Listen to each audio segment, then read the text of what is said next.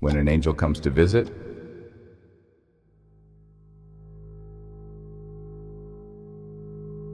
the past is never past, at least while we're alive. Memories, while recognized and ephemeral, still have a very basic core of persistence. How does this past remain, and what kind of substance could there be that lives so completely outside time? What makes it so strong that it can ever survive the merciless climate of the well-trafficked brain?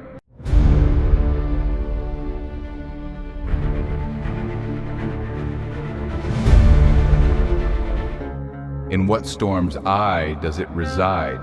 In the center of a maelstrom of the change and growth of cells. What are these indestructible grains that persist among the shifting sands of time, bare and alone?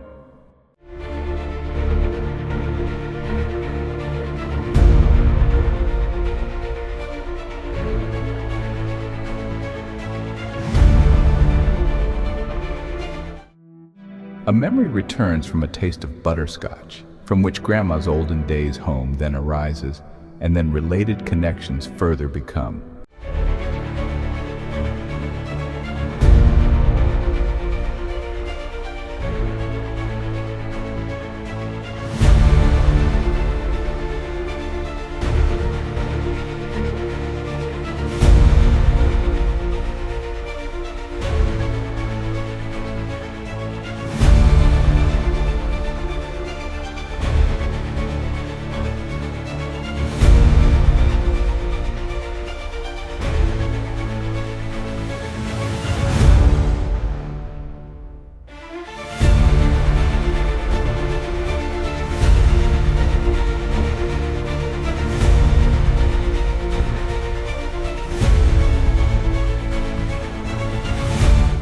Reminiscence stirs connections within the mind, each little germ of recollection ballooning into a wondrous and glorious revelation.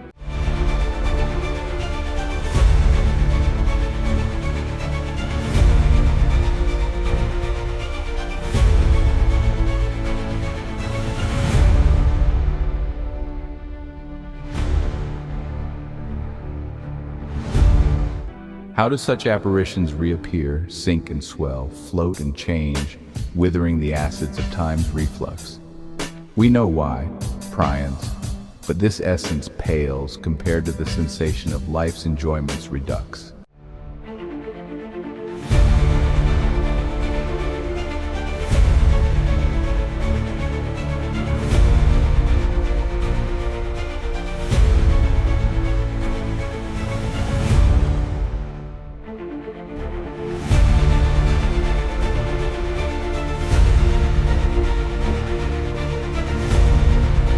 Associative memory is the storyteller of those glorious and golden times which yet glow, those which ever and yet become all that we are.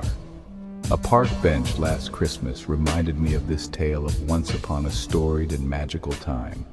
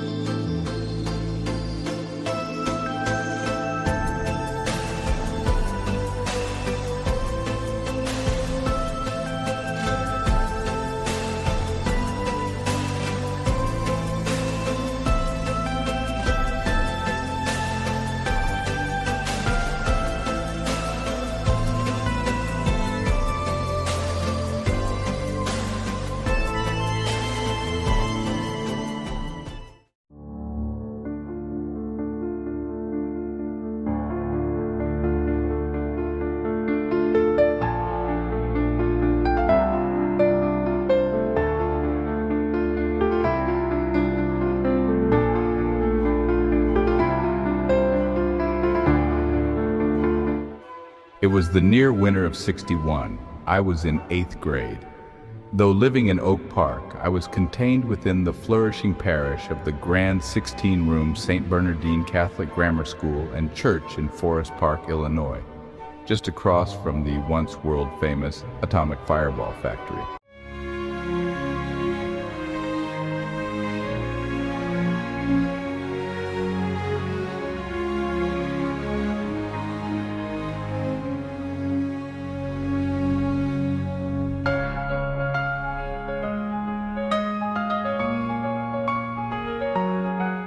I had been instructed here in this holy place since the early to middle nuclear 50s.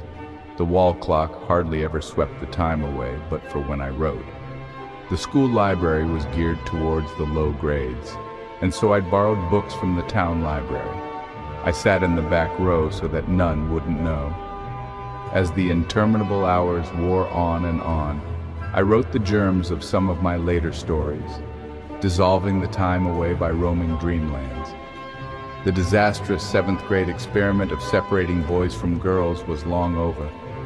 What had the hand of fate newly brought before me?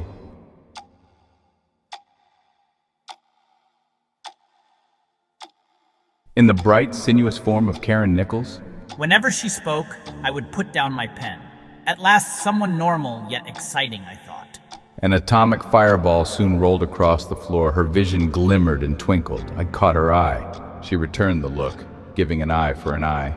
Karen wasn't like the others. She seemed otherworldly even.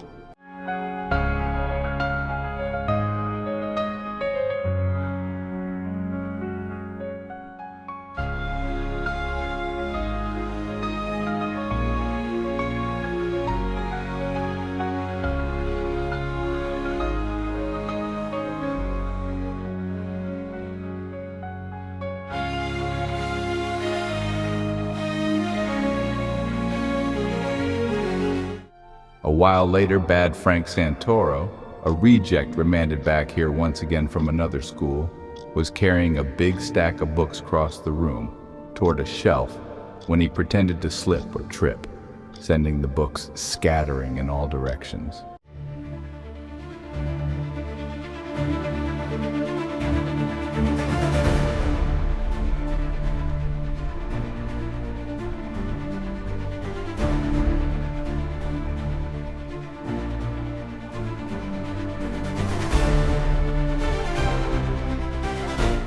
Of course, there were laughs galore, all over the floor, and he was really a well-meaning, funny guy.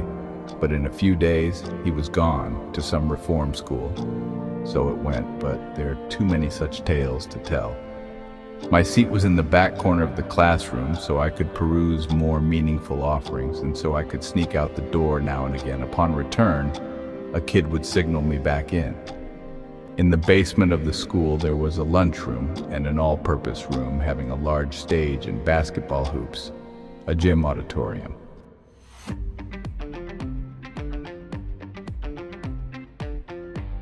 On the weekend, and especially after church, it was a musical round and round roller rink. I was putting my skates on next to Karen Nichols, and we shyly said hi to each other again. She had asked me to skate during the ladies' choice the week before, and so we had whirled around the floor. She showed that there were several nail or screw heads sticking out on the inside of her skates, which was a constant problem with these ancient rolling shoes. I went to the counter and got her a smoother pair. She smiled and put them on and went out to the floor, as I finished securing the wide black laces of my own pair left over from the 1800s.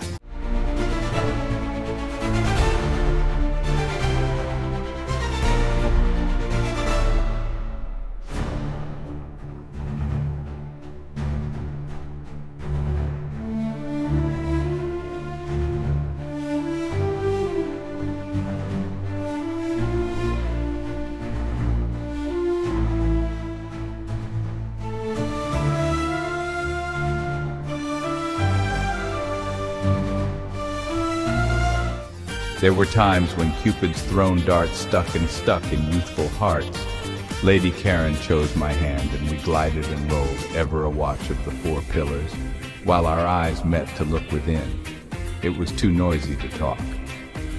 On Monday, I moved my coat to a hook near hers, taking my sweet time until she bright-eyed arrived.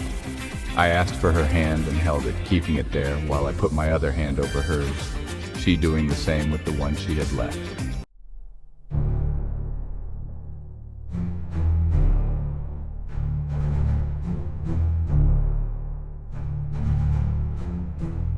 This girl had life. I wrote notes to be passed on to her, accounting through and across many rows. This one recounting the rolling feet with which our hearts had gone along.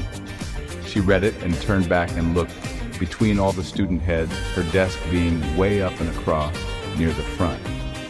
She scotch-taped, closed a reply already written, echoing the heightened joy of being smitten, of two skating as one in this new rink of life. Her name came up for the cleaning of erasers.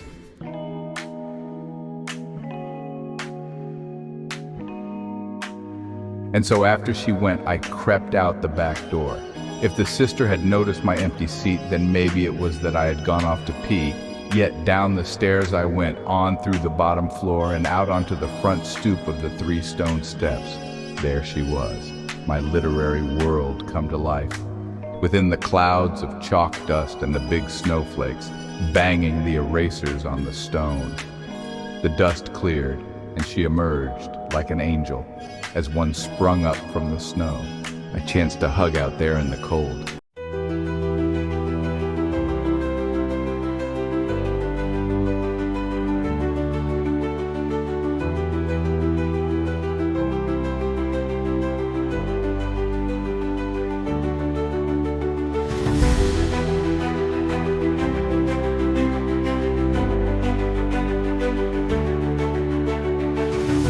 I'm so cold without you. She then soft whispered, although no one was around. I liked what you said in class about care and love, for I knew it was about me and told just for me. What heavenly scheme brings you forward unto me? As you can well see, I've become reality. Back inside, a snowball crashed off the slanted panes, as Frank Santoro was probably mad, then glad. The showers gave us a cheery feeling, later dripping. Human nature was quite a funny thing, I wrote, it often being so predictable and primitive. If only we knew what demons haunted the soul, but otherwise, it's such a surprise not knowing. William Fox played his violin for the class. Not bad. Emil Hunt showed his rock collection. The class went Christmas caroling around the town one night, and there she was, singing right next to me. We all crowded from the cold, some closer than others. We sang all God's tunes under the moon of the Yule. Then came winter break, and many went far away. On vacation, she too. When we returned to class, it was 1961, rending the same upside down. Though apart, our love had grown, and we dared to hug a coat-room welcome back, right after all had left. She'd traded seats and was now but a row away, and so the loving notes flew much quicker this way. I heard stories of Christmas past, knew that we'd last.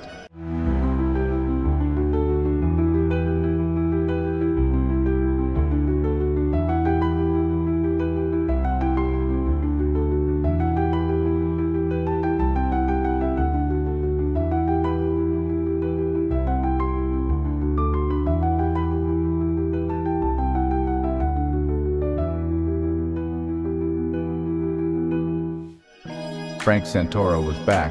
He was an okay guy, with much fun in him, but that didn't sit well with the clergy, who were as strict missionaries. When our nun was out of the classroom for a while, which for some reason was rather often enough, I found myself sitting at her desk, telling jokes. Frank soon arriving, sitting on the edge of it. We carried on about life and school and everything.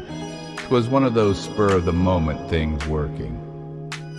Several days later, Frank took out some curtains and wrapped them around him along with an odd hat, and pretended to be the very old Monsignor, in a chair up front, handing out our report cards, as he was due to do, hardly looking at them, and telling us how well in class we were doing. Well, the Monsignor walked in right then and there.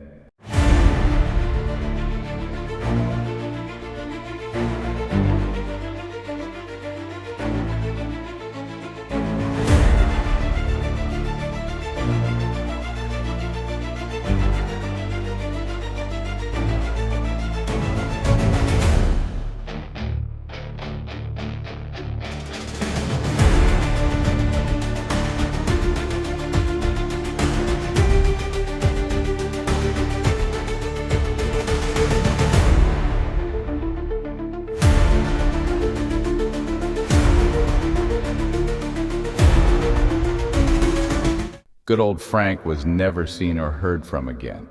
Me, I knew well the limits, and so I had managed to remain on the bright side of sin's good twin fun. In our geography book, someone found a figure of a naked woman within a large picture of the Amazon jungle and its tribal members. And so quite soon, everyone was on the same page.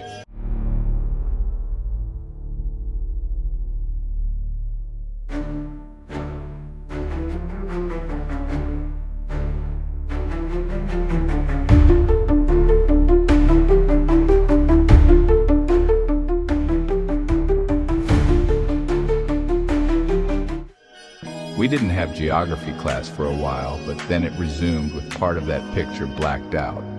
Still, many could not help smile when we read all about the traversing of hills and valleys thereabouts. There were no art courses nor physical education, just the old playground, plus baseball and basketball.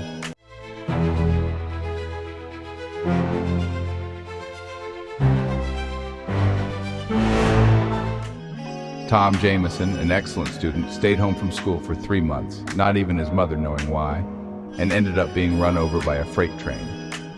One of our priests had just married our 6th grade nun, whom I had greatly admired way back then, they having run off together halfway through my 6th grade.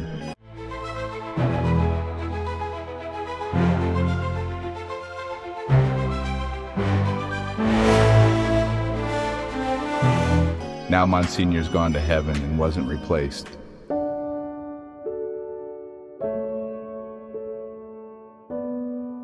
I went out into the empty hallway one day for yet another stroll, but meeting Karen out there. Then it just happened somehow. Our very first kiss, right next to a statue of the Virgin Mary. Did Our Lady smile at us for but just a second?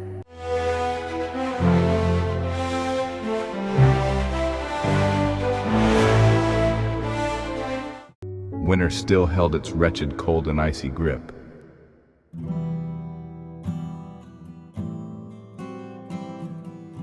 But I had begun walking Karen slowly home, sometimes with James Fitzgerald and Mary Fabrini, the other love couple. The fun now multiplied. Karen's mother eyed me at times from the window, through the slightly parted curtains of the parlor. I'd already known that boys were not welcome there.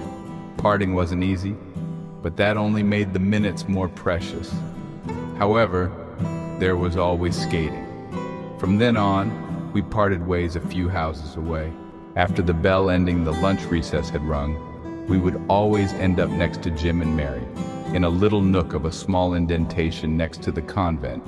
So here we would bend the rules and then hurry in as the end of the long line began to disappear.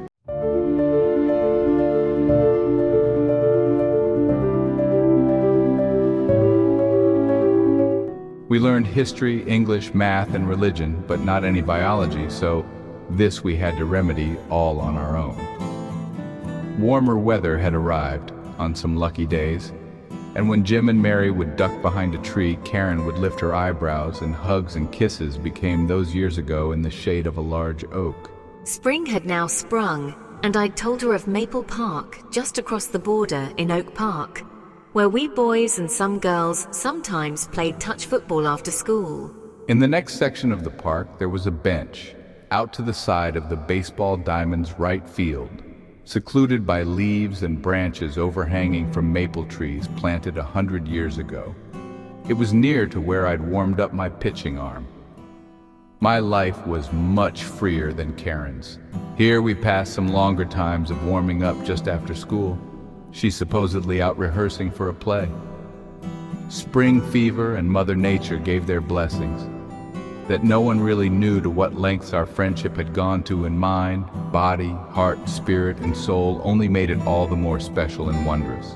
If only her mother had known that she had crossed a busy street to get here, and was with a boy. We honor our parents. Sometimes we humor them.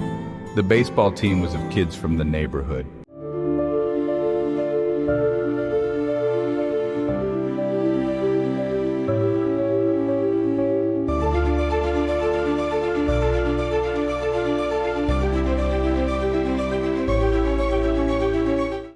Lanky Pat Hickey played first base with a long glove, quick Bobby Walsh at second, scooted all around, rangy Lanny Nielsen at shortstop, throwing long, staunch Norm Nielsen at third base, with his quick reaction time, chunky Tim Anderson catching, blocking the plate.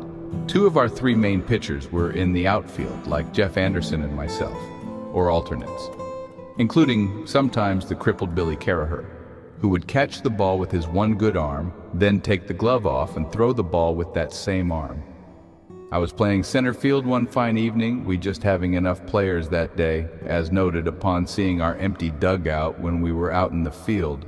Jeff was pitching a good game, with heat. There's not always a lot to do in center field, although I loved it out there, it having a range. And I was a runner who had a studied knack for getting to the ball and catching it just right. For, when we were just in the park any old time, Patrick Hickey would hit ball after ball for me and his brother Dennis to catch, even near trees. While pitching a game was all action and bearing down, center field was a calm, meditative retreat. I saw that a girl had come to sit on our bench. Who was it that could be so bold and wonderful? You know who. Just about then, a screaming line drive suddenly came bouncing hard into center field, but it was right at me.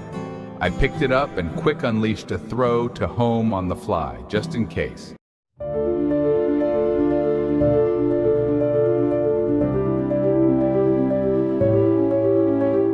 It sailed right on into the backstop, for this is how pitching outfielders who are deep in love throw.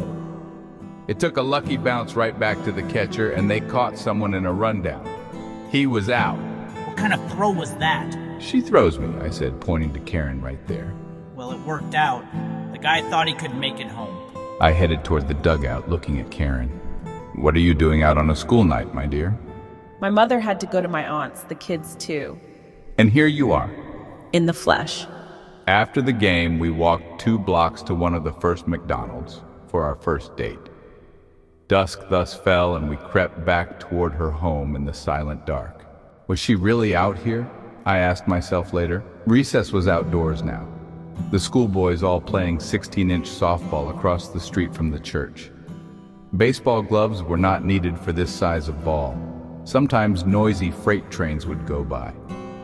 There was, too, the building of a large expressway that would pass 30 feet below the main crossroad.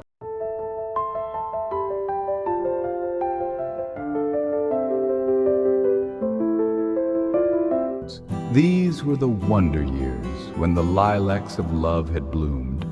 Thereafter, one is never the same again.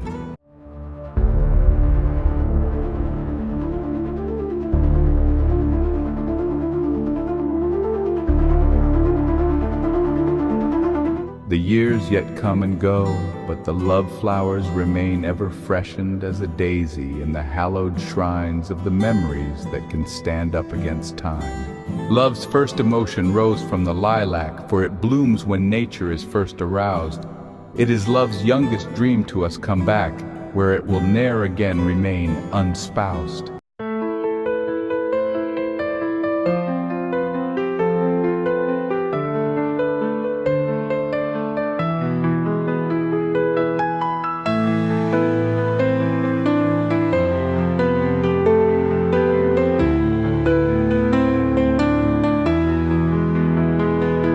Karen could not usually escape on weekends.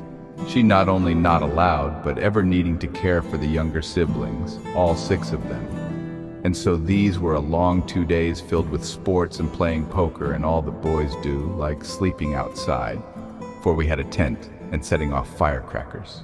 Everyone had been playing with yo-yos, day in and day out for a few months, for that was the craze. There was a contest every few weeks in the school. We did walk the dog, rock the cradle, 200s of loop-the-loops, and many more we invented.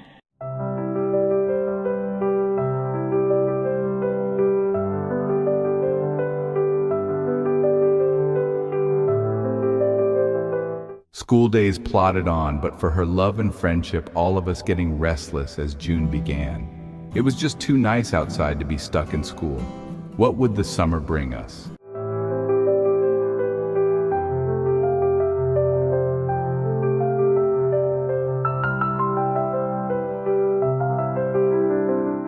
Without school, recess, the after-school rendezvous, and Karen's other infrequent escapes, where would that leave us to?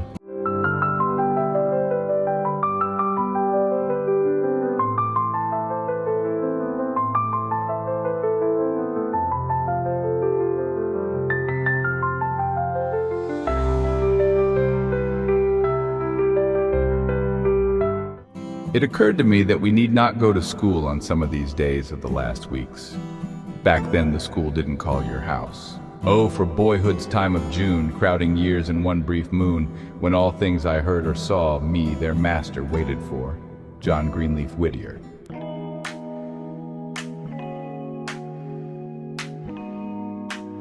The neighbor kid, Jimmy Nelson, had a treehouse. He smoked cigarettes up there, and in the future, the willow tree and its treehouse would go up in flames. Karen called me up just before bedtime as usual, and we made a grand, risky plan for the next day. After breakfast, I went out the back door as usual, but stopped first in my tent and grabbed some sleeping bags, then quick climbed up into the treehouse next door. I lazed around a while in the haze of a day that was not all that rare in June, waiting for her. I lit up some smokes that had been lying about, noting the curved roof as like in a pipe dream. She, the ever-adventurous one, would manage to get here with the schoolgoers still on the streets, and so no one would be the wiser. Here, we would stay. My heart leapt as I saw the rope ladder jiggle.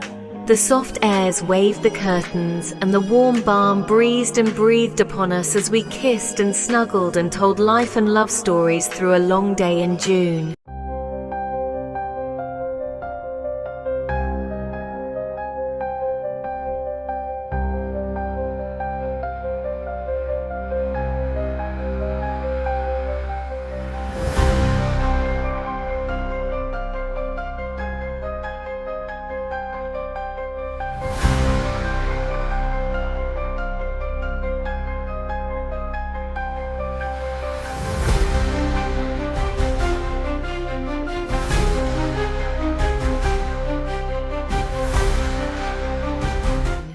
A few days later, we were back up there, snug and dear.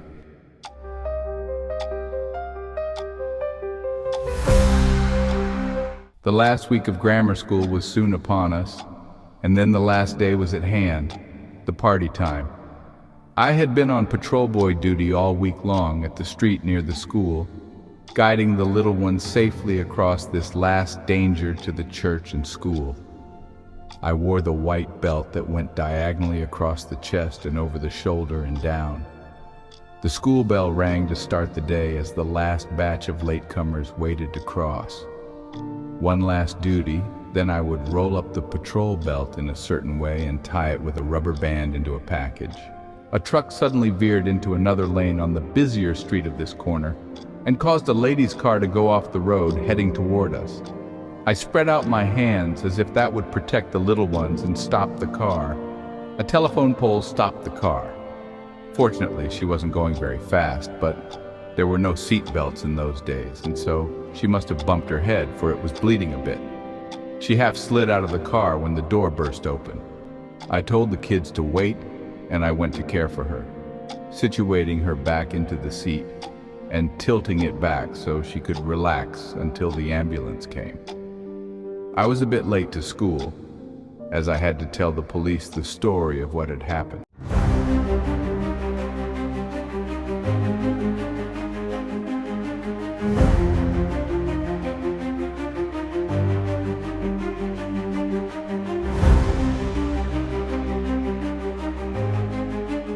At school, although the big party had just begun, the faces were somewhat looking sad and somber at the prospect of the end of the 8 years here.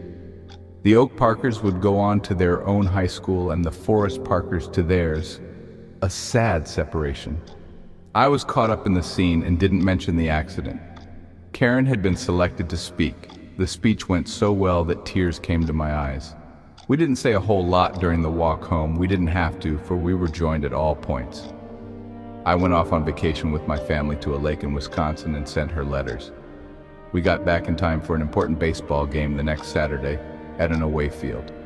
I pitched that day, and it all went well enough except for taking a hard line drive in the shin.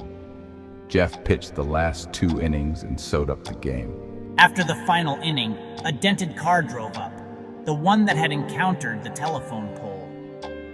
Karen and her mother got out and walked toward me.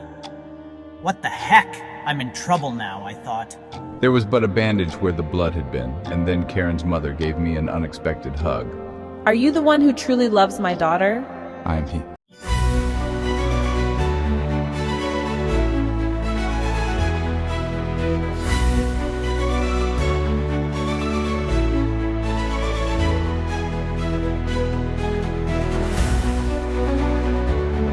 It wasn't the accident per se, she offered, although it did knock some sense into me, but of my daughter's eloquence all along persuading me of your goodness. She's like that in school, too. She is a child beyond her times, but still a child like you. We grow together. That you have accomplished, and I have just been too Catholic. Karen interjected. You were just looking out for me, Mom. Anyway, Patrick, can you join us for dinner tonight? I need to get to know you. Karen says Shakespeare lives in your school desk, as well as many other fine books that you find time to read in school. Love is an ever-fixed mark. I agree. You will always show kindness to her? I can do no other. I like that. You didn't just say yes, ma'am, or some standard phrase. Whew, I thought, this mama's sharp. How's your injury, I inquired.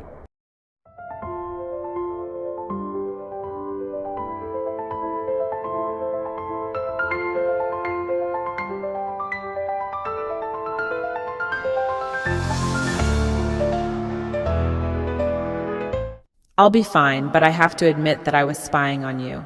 Karen couldn't resist. God sent you crashing into a pole so you could meet Patrick. He works in crazy ways, her mother replied, purposely altering the quote. Dinner went well, the little kids knowing me as a patrol boy.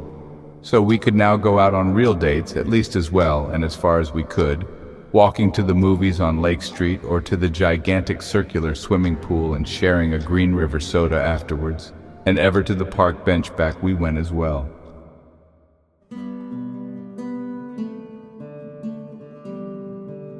The summer of love flew by, and we entered our separate high schools. But whatever social lives we had in there were of no concern, for Love alters not with his brief hours and weeks, but bears it out even to the edge of doom. If this be error, and upon me proved, I never writ, nor no man ever loved. from a Shakespeare love sonnet.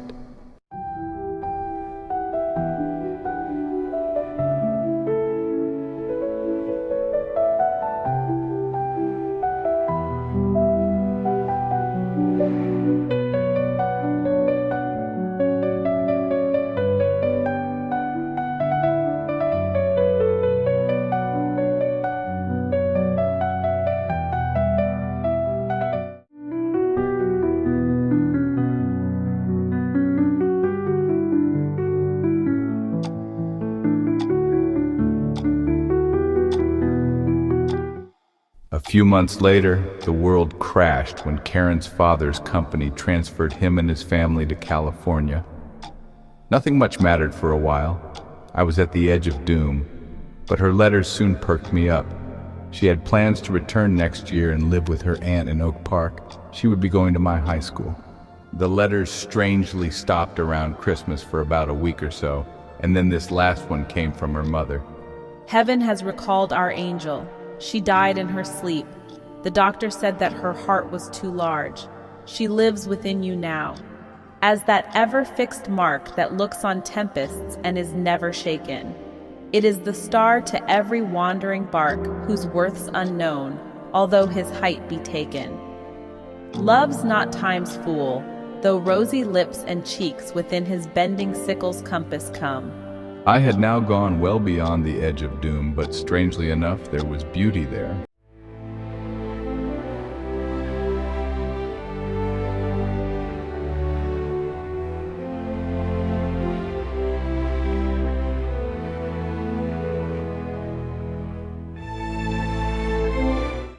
I wrote, as sadness broods over the morrow, I visit the deep well of sorrow. There enshrined and separate, beauty says, it's from me that sadness you borrow.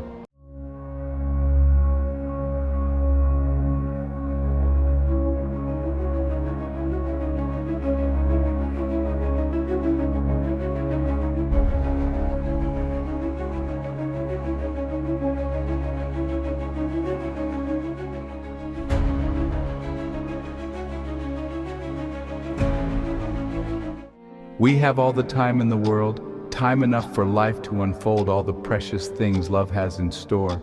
We have all the love in the world. If that's all we have, you will find we need nothing more. Every step of the way will find us with the cares of the world far behind us. We have all the time in the world just for love. Nothing more, nothing less. Only love. Louis Armstrong.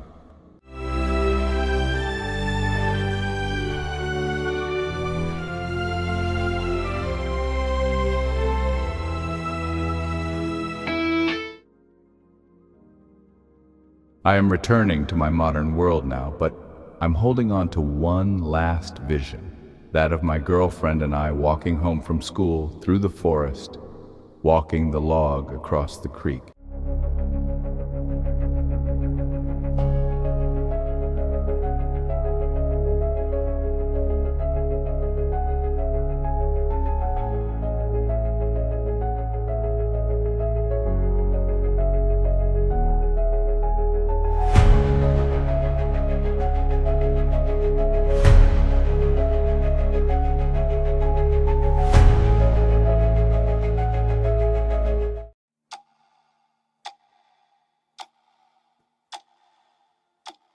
I recently read Richard Le Gallienne's Young Lives, clued to me by J.C., which book described his younger life, loves, and his written words of poetry and prose, en route to his job as a columnist, novelist, and poet. His young romances began around the age of 20, these endeavors of love having been necessarily earlier restricted during the prudent Victorian era.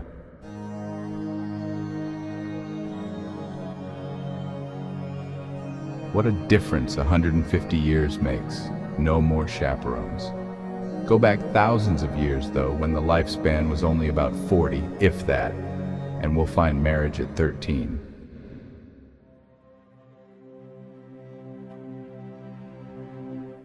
So it is that nature still gets our bodies ready for procreation, even by 12 now, and I heard that it may have even moved up a year.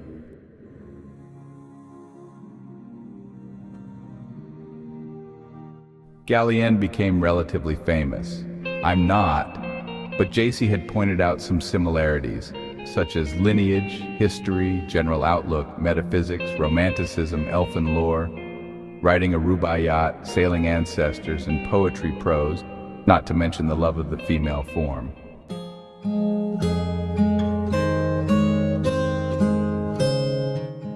My reading of Gallienne's exploits spurred me to write my own autobiography, realizing that there were enough twists and turns of fate in my life to carry it forth, and from even younger times, plus there were ever the universal themes that a general audience could appreciate.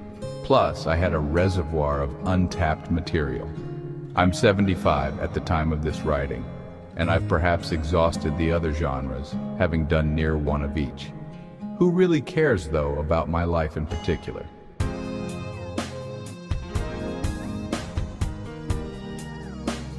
Probably not many, but I still had one of the easiest writing jobs, the retelling of actual happenings, and so a lot of words flowed out. Rather effortlessly, they practically writing themselves.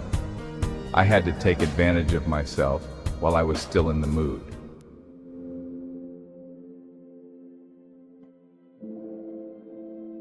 There are also the heights of emotion that sweep one over and through while writing.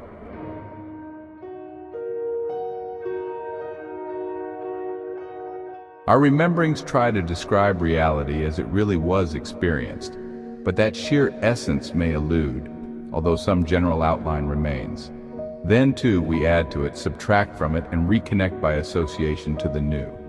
Lo, the subjective meets out our reality, while the objective lies furthest removed. How do some crumbs here and of the past waft back as vapors unto our present? Do the senses of smell and taste, yet more fragile and more insubstantial, bear a unique burden of memory, as more enduring and faithful, rising up past the ruins of the rest?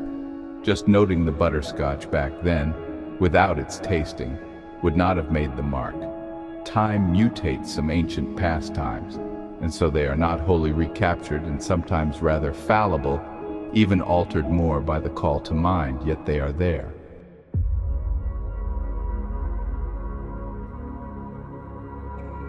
A memory begins as a changing connection between two neurons. The strength of the synapse changes so that the neurons can communicate. Thus, the taste of memory also activates the neurons downstream to do with one's childhood days. The neurons have been inextricably entwined, yet two reconsolidate upon recall. Jonah Lehrer has the full answer, summarized.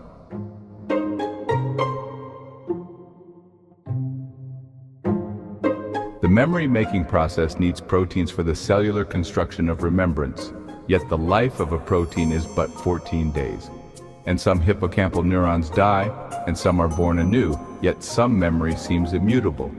Does the mind constantly reincarnate? Aye, our memories must be made of a material stronger than cells, and must be quite specific as well. While each neuron has but a single nucleus, it has a teeming mass of dendritic branches, connecting to other neurons at dendritic synapses, such as the branches of two trees touching in a forest. So it is at these tiny crossings that memories are made, not in the trunk of the neuronal tree, but in its sprawling canopy. What marks a specific branch as a memory? What molecule awaits the taste of butterscotch? It has to turn on mRNA to help make the proteins. Its name is cytoplasmic polyadenylation element binding protein. A tough assignment of a name for even my memory to recall. So, how about CPEB for short? Since it was in the brain's memory center, scientists looked for it in sea slugs, amazingly finding it in the slug's neurons. Upon removing it, the sea slugs could not remember a darn thing. But how does it work, existing outside of time? Well, it has a series of repetitions in its amino acid repetitions, QQLQ, BQLQQQ, where Q is glutamine. Looking for similar odd repetitions,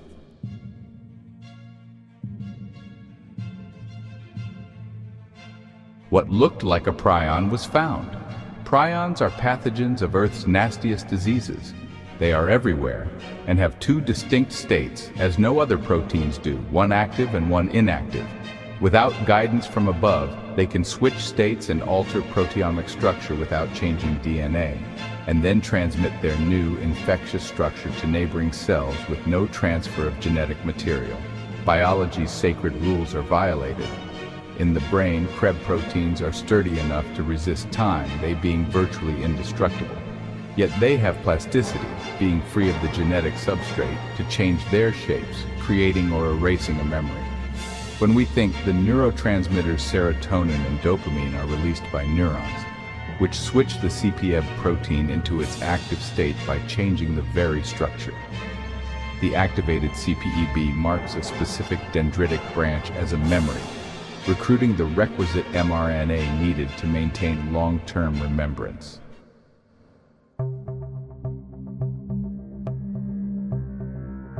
And yet, prions have an element of randomness built into their structure due to the inscrutable laws of protein folding and stoichiometry, even becoming active for no reason. Such contingency is just like Proust predicted. The remembrance of things past may not be the remembrance of things as they were. Due to unpredictable and unstable prions, we may have some essential randomness, for memory obeys nothing outside of itself.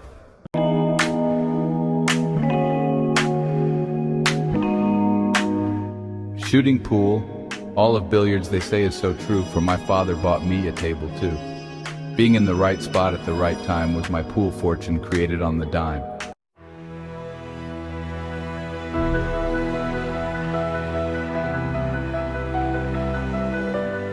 After homework was all done, we'd make the run in billiards, playing banks with carom fun. We'd have to hug the girls to teach them how, and even demonstrated kissing. Wow. After school, we too played some pool in the smoky hall, where gambling fools bet their lunch money time and time again, where too a few ladies mixed among the men.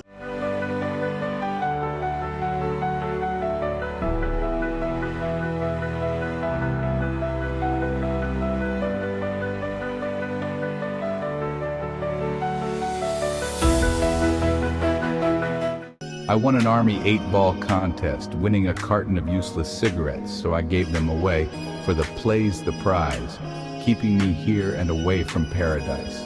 I haven't played much in 50 years, nor have I drunk even that many beers, and some long shots I still had to make, but the short, easy steps were best to take.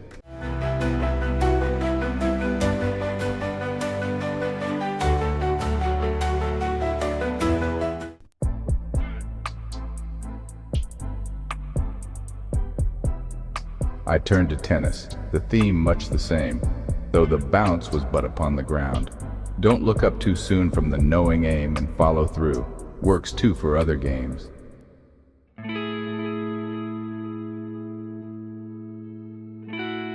Never played much golf, but did a few times. Driving was all right, but nothing really fine.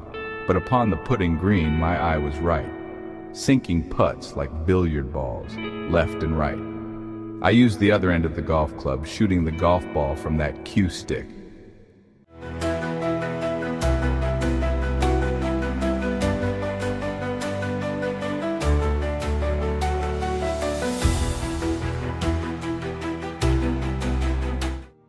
Wandering late night, hiding from headlights, we sneak past the village's ghostly sights through alley, yard, avenue, and street towards Maple Park, to our secret retreat.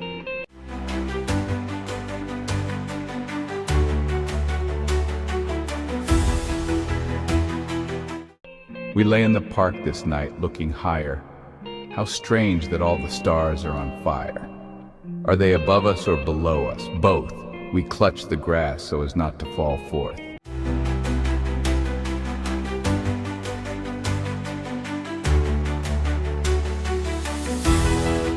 There's not always a full moon and high tide, nor life's magic moments, so they high ride when they arrive, and as such they thrive as nostalgic remembrances quite live.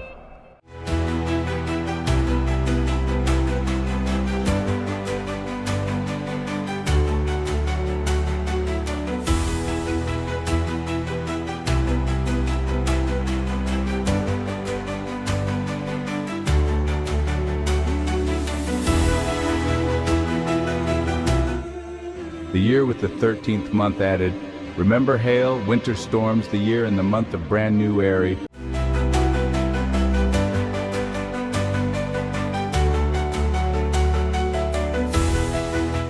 Then Feb buries us in snow.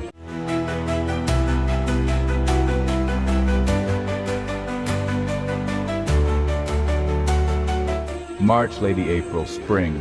Let's reign as we may with summer maids named June and July.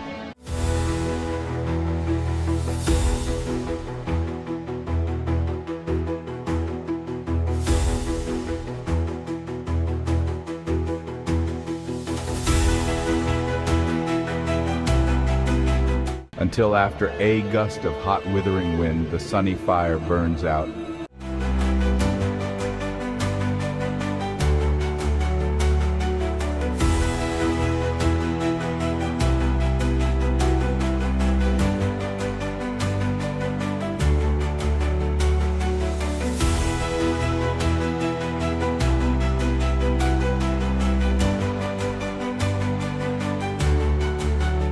Septembers, when leaves fall into October, till no leaves, no sunlight, no sky, no warmth.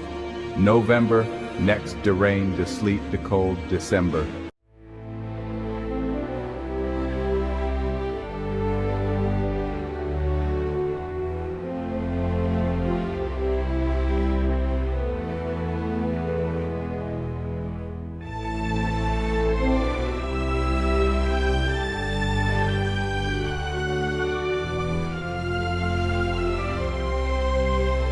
Then all that we can do is but sweet remember.